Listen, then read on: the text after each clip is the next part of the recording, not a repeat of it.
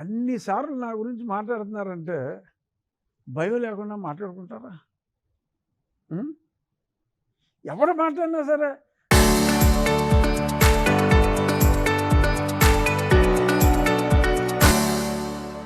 రఘురామకృష్ణరాజుని party నుంచి suspend చేయాలి అని పాస్టర్లు వాళ్ళు వీళ్ళు దళిత క్రైస్తవులు ఊళ్ళో ర్యాలీలు చేసుకుంటారంటే భయం లేదనా?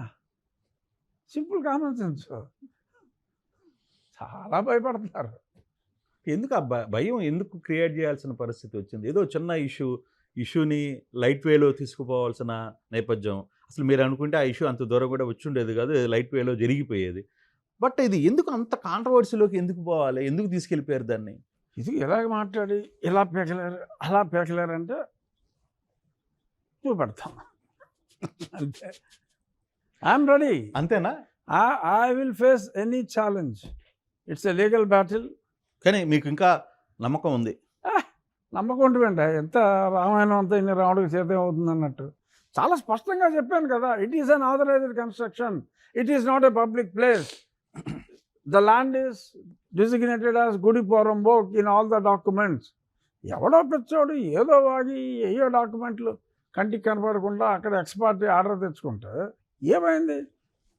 Status co, post it on such and such date, within 4 weeks they have to file the replies అని ఇచ్చారు. ఆల్రెడీ ప్రభుత్వం వకాలత్తులు వేసేసింది. నేను కౌంటర్ వేసాను. ఉండిలో మీరు ఎమ్మెల్యే అయిన తర్వాత మీ సొంత నిధులతో స్కూల్స్ కట్టిస్తున్నారు, పోలీసు వాళ్ళకి వెహికల్స్ ఇస్తున్నారు. తక్కువ అయినా కూడా మీరు పబ్లిక్ నుంచి పబ్లిక్కే కాదు, సిఎస్ఆర్ నిధులు, నా ఫ్రెండ్స్ ఇచ్చిన నిధులు, కొంత పబ్లిక్, నామినల్గా నేను అదే కొంత వర్కౌట్ అయితే చేసి ఒక పాజిటివ్ మూడ్లోకి తీసుకెళ్తున్న నేపథ్యంలో అనవసరం ఇటు కాంట్రవర్సీ ఎందుకు? రఘురామరాజుకి అంటున్నా ఇది ఇంకా పాజిటివ్ అయిందంటున్నా. మీరు అలాగే ఆ గ్రామాల్లో మీ ఊళ్ళల్లో కూడా చెట్ల పక్కన లేకపోతే రోడ్ల మీద ఉన్న ఇల్లులు ఏవైతే ఉన్నాయో కొన్ని కూలలు వేస్తున్నారు కదా, అంటే ఆక్రమణలను లేకపోతే ఇంకోటనో చేస్తున్నారు. ఓ మంచి కార్యక్రమం. కానీ దాన్ని టార్గెటెడ్గా ఎందుకు దళితుల ఇళ్ళకే ఎందుకు పోవాల్సి వస్తుంది? అదే రాంగ్. అసలు దళితుల ఇల్లు టార్గెట్ అనేది అబ్సల్యూట్ రాంగ్. అక్కడ అన్ని కులాలకి సంబంధించిన వారి ఇల్లు ఉన్నాయి. అన్ని కులాలు రాజుల ఇల్లు ఉన్నాయి. అంటే అక్కడ కమ్మోరు ఉండరు. మా ఏరియాలో నా కాన్స్టిట్యున్సీ మొత్తం మీద కమ్మోళ్ళ ఓట్లు 200 ఉంటాయి. అంతేనా? అంతే. సో బీసీలు ఎక్కువ, కాపులు ఉన్నారు, తూర్పు కాపులు ఉన్నారు, కాలింగులు ఉన్నారు, బోలు మంది ఉన్నారు. అందరూ ఇల్లు ఉన్నాయి. అందులో అందరికీ ప్లాట్లు ఇచ్చున్నారు.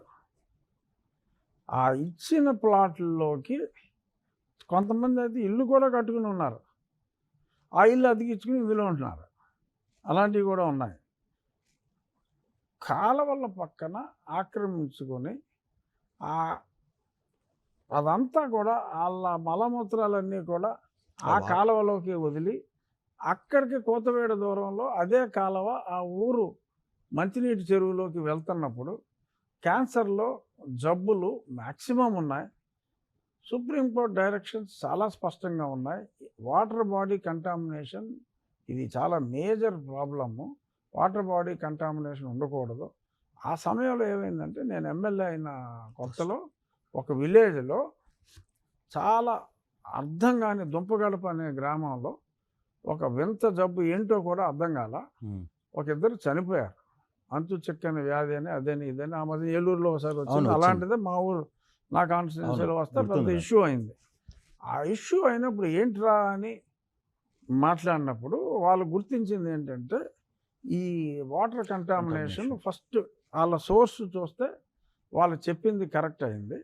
సో ఒక ఊరితోటి మొదలుపెట్టి అలాగే అటువంటిదే ఇంకెక్కడెక్కడ జరుగుతుంది, ఎక్కడెక్కడ డైరెక్ట్గా ఈ మంచినీటి చెరువుల్లోకి ఈ హ్యూమన్ ఎస్క్రిట్ అంతా వెళ్ళిపోతుంది అనేవి చూసి వాళ్ళందరికీ కూడా హౌస్ ప్లాట్స్ ఏదన్నా కొద్ది మందికి 1-6 లేని వాళ్ళు ఉంటే వాళ్ళకు కూడా ప్లాట్లు అరేంజ్ చేసి అలాట్ చేసి వాళ్ళని తరలించడం జరిగింది. అక్కడ అన్ని కులాల వాళ్ళు ఉన్నారు. ఊరికనే ఒకళ్ళిద్దరు కావాలని చెప్పి మా కులాన్నే టార్గెట్ చేస్తున్నారని చెప్పి కొంతమంది మీడియాలో మాట్లాడారు. కొంతమంది సిపిఎం వాళ్ళు వాళ్ళకి సపోర్ట్గా మద్దతుగా మాట్లాడారు. అంతకుమించి ఇప్పుడు నాకు కామన్ సెన్స్ ఉండదా?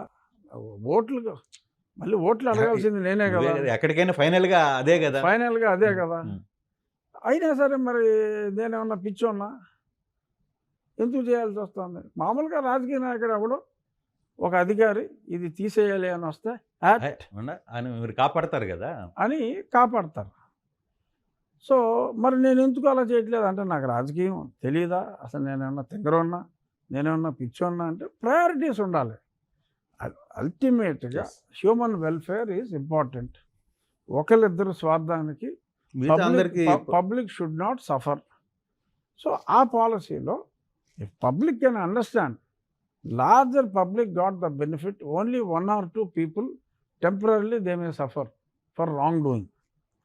సో వాళ్ళ గురించి వీళ్ళందరూ కూడా ఫీల్ అయిపోయి అరే రే అక్కడ ఒక ఇల్లు తీసేశాడు అని మిగిలిన వాళ్ళందరూ రాజుగారు ఓటేయకూడదని చెప్పి అనుకుంటారని చెప్పి నేనైతే అనుకోవట్లా. కానీ 99% of the politicians they think that way. అది వాళ్ళ అదృష్టం దురదృష్టం నాకు తెలియదు, బట్ ప్రజల దురదృష్టం. అలాంటి థింక్ చేసే రాజకీయ నాయకుల్ని ఎన్నుకుంటాం ప్రజల దురదృష్టం. కానీ ఒక ఇంటర్నల్ విషయం సార్, టీడీపీలో కొందరు మీకు ఏమన్నా అంతర్గతంగా కొందరు పన్నోళ్ళు ఉన్నారా? కొంత మీ మీద వ్యతిరేక లేదు, మీ యాటిట్యూడ్ ప్రాబ్లం, మీకు ఏమన్నా ఈగో క్లాషెస్ ఇట్లాంటి? ఇప్పుడు నాకు తెలిసి లేదు. ఇప్పుడు ఎక్కడైనా సరే ఇప్పుడు మీ ఆర్గనైజేషన్ ఉంది, డెఫినెట్గా ఆర్టీవీలో అందరూ కృష్ణమోహన్ లైక్ చేస్తారా?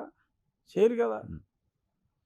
డెఫినెట్గా రవిప్రకాష్ దేవికేల్ సార్ కృష్ణమోహన్ ఎలా ఉన్నారు సార్ అని చెప్పేవాళ్ళు ఉంటారు కదా. రవిప్రకాష్ పట్టించుకోకపోవచ్చు, అది వేరే విషయం. సో అలాగే ప్రతి దగ్గర ఉంటాయి జనరల్గా. కానీ మీ దృష్టికి వస్తున్నాయా? నా దృష్టికి అయితే రాలా, నా దృష్టికి రాలేదు. వచ్చినా నేను పట్టించుకోను. లేదు. ఇప్పుడు నెంబర్ 1 నాకు చంద్రబాబు నాయుడు గారు ఇచ్చిన ఉద్యోగం ఏంటి? Deputy speaker. డిప్యూటీ స్పీకర్ ఉద్యోగంలో నేను ఏ పార్టీ సమావేశాలకి వెళ్ళకూడదు. రేపు ఈ సమావేశాలకి గత మహానాడికి వెళ్ళలేదు, రేపు మహానాడికి వెళ్ళను, వర్చువల్ అయినా కూడా నేను వెళ్ళను, ఎటువంటి పార్టీ సమావేశాలకి కూడా నేను వెళ్ళను. అంటే I'm not suppose to. Yes, party ఆ మధ్యన ఎప్పుడో జడా శ్రావణ్ కుమార్ అన్నాడు అసలు పార్టీకి రిజైన్ చేయాలి కదా, నువ్వు ఎందుకు రిజైన్ చేయట్లేదని.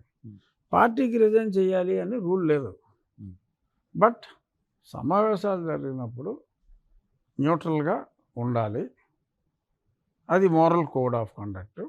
And at the same time సాధ్యమైనంత వరకు డైరెక్ట్గా పార్టీ సభ్యత్వం అలాగే ఉంటుంది, కానీ డైరెక్ట్గా పార్టీ కార్యక్రమాల్లో సాధ్యమైనంత వరకు రిస్ట్రెయింట్ మెయింటైన్ చేయడం మంచిది అని అది కూడా సూచన.